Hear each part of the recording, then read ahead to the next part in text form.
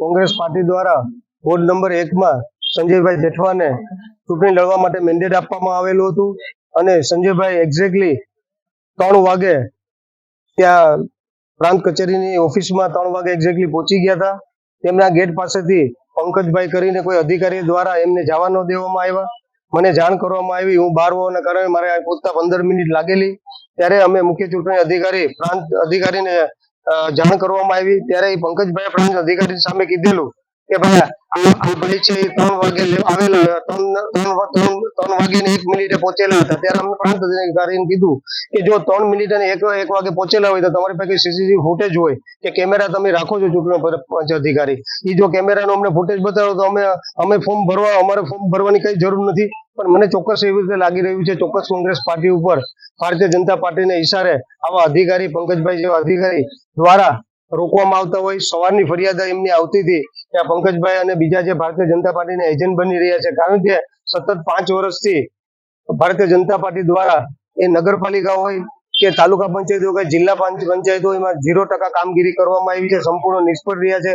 Public સંપૂર્ણ રીતે કંટાળી ગઈ છે એમનાથી, એટલે એમને આ અધિકારીનો સત્તાની જોરે અધિકારીનો ઉપયોગ કરવામાં આવ્યો છે અને કોંગ્રેસ પાર્ટીના ઉમેદવારો ફોર્મ ન ભરી શકે અને લોકશાહીમાં એમનો અધિકારી છીનવાનો પ્રયત્ન કર્યો છે। ત્યારે ખાસ કરીને જ્યારે અમારા વોર્ડ નંબર 1 ના ઉમેદવાર સંજયભાઈ જેઠવાને ફોર્મ ભરવા નથી દેવામાં આવ્યું, ત્યારે મેં રજૂઆત કરી, પણ મેં એમની પાસે પૂછ્યું કે તમારી પાસે કઈ ચોક્કસ હોય એવું કહેવા માંગતા હતા કે મારી ઓફિસમાં પહોંચી જવું છે। મેં કીધું કે તમારી ઓફિસ એટલે તમે એડ્રેસ પોતે તમારી સાઇન ઉપર લખેલું છે કે મારી એડ્રેસ છે પ્રાંત કચેરી, તો તમારી પ્રાંત કચેરીમાં જ હતો, છતાં પણ ભારતીય જનતા પાર્ટીની સરકાર છે એના પ્રેશરના કારણે પ્રાંત અધિકારી પણ ભાજપનો પટ્ટો પહેર્યો હોય એવું મને લાગી રહ્યું હતું અને એમને મેં એમને કીધું કે તમે આ ફોર્મ સ્વીકારો અને તમે તપાસ કરો, તમે તપાસ કરીને જો એ સમયસર ન આપો તો રદ કરી નાખજો અને એનો હક અધિકાર છે તો એમનું ફોર્મ સ્વીકારવામાં આવે।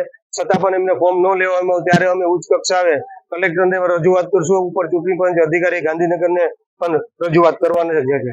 અધિકારીઓની જે કામગીરીને અત્યારે લાગી રહ્યું છે કે ભારતીય જનતા પાર્ટી કરતા જે અત્યારે ઉમેદવાર આ અધિકારીઓ બની રહ્યા છે, મને તો એવું લાગે કે અધિકારી પોતે જ ઉમેદવાર બની અને ભારતીય જનતા પાર્ટીનો પટ્ટો પહેરી અને ચૂંટણી લડવા નીકળ્યા છે, જેનાથી આજે ઉમેદવાર બીજા છે એ એમને જીતી જાય અને અત્યારે સંપૂર્ણ ઉમેદવાર કરતા ભારતીય જનતા પાર્ટીના ઉમેદવાર કરતા અધિકારીઓને વધારે ચિંતા છે એમને જીતાડવા માટે। પણ પ્રજા ખૂબ ઓળખી ગઈ છે, એમની કામગીરી જોઈ છે। તમને વેરાવળ નગરપાલિકામાં તો જે કામગીરી અને તાલુકા હોય કે જિલ્લામાં હોય આટલો મોટો ભ્રષ્ટાચાર જોયો છે કે લોકો કંટાળી ગઈ છે।